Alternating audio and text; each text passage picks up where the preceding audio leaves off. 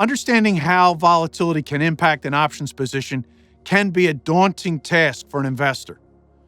What do you think is the best way to begin to dissect this complex topic? To begin with, I think it's very important to first define our terms.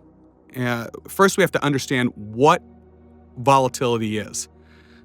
Volatility represents price movement of an underlying stock over a period of time. Volatility does not measure direction. It does not measure trend. It only measures magnitude of changes. So there's no bias for up or down movement. And mathematically speaking, volatility itself is the annualized standard deviation of a change in a stock price represented as a percentage. Okay. Now, you said a lot there. Can you, one more time, go through that just so our investors get that? All right, and I'll try to, you want to get it all out there. Right. But volatility just measures or represents price fluctuation. It's whether it's moving, and it doesn't matter which direction it's moving, just if it's moving and how much it's moving. Okay, good.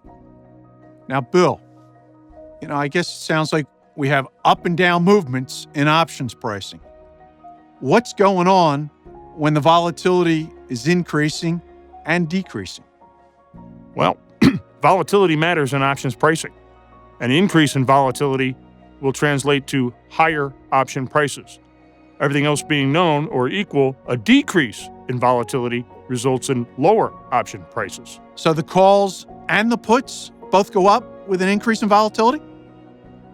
With a significant move, they could both increase in value, yes. Okay. And conversely, with decreasing volatility, both the call and put prices are going down.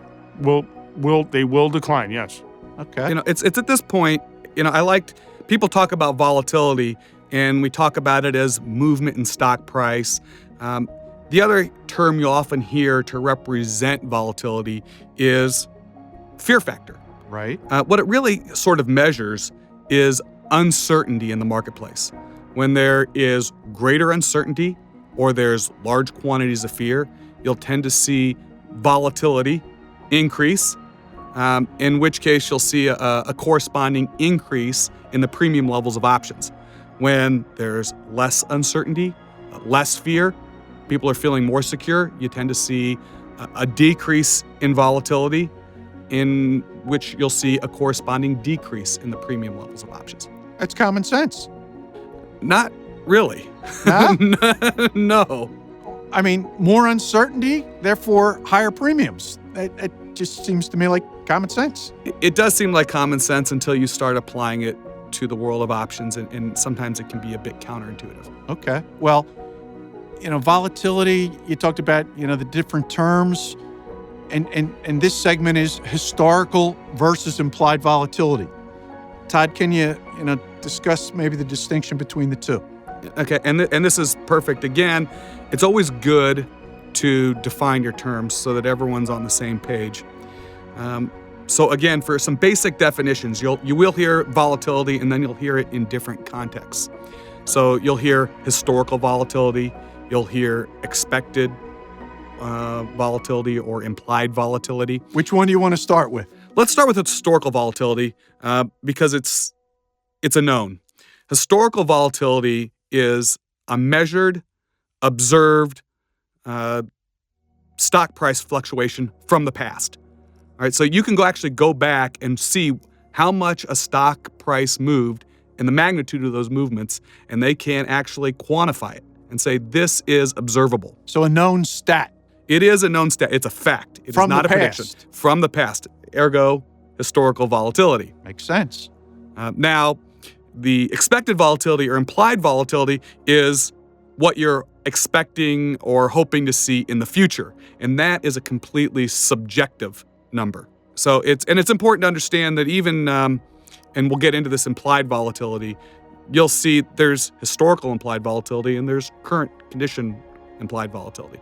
Okay, now when you say subjective, I guess in a way you're talking about what's expected in the marketplace, maybe out into the future with implied volatility, something like that? You will see different implied volatilities at different points in the future.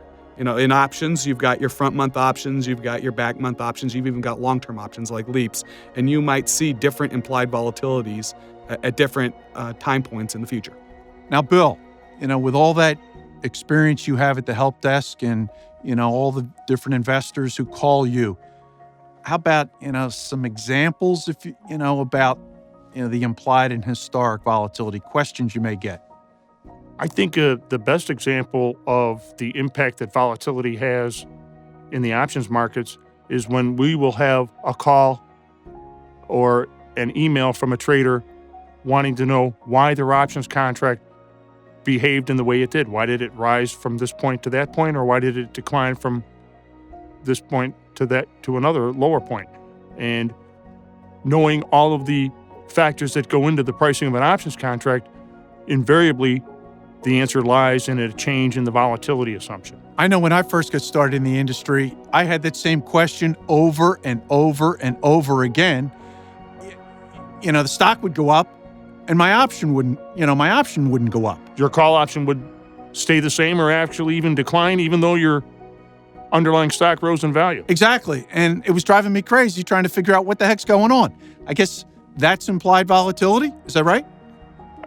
That's what implied volatility does. It measures, as Todd mentioned, uncertainty in the market. And perhaps I saw this on the floor. I saw this on the floor substantially. Right. The truth is, and earnings announcements is a perfect example. Other times would be potentially if the Federal Reserve was going to change interest rates or whatnot. But going into an earnings, there's uncertainty.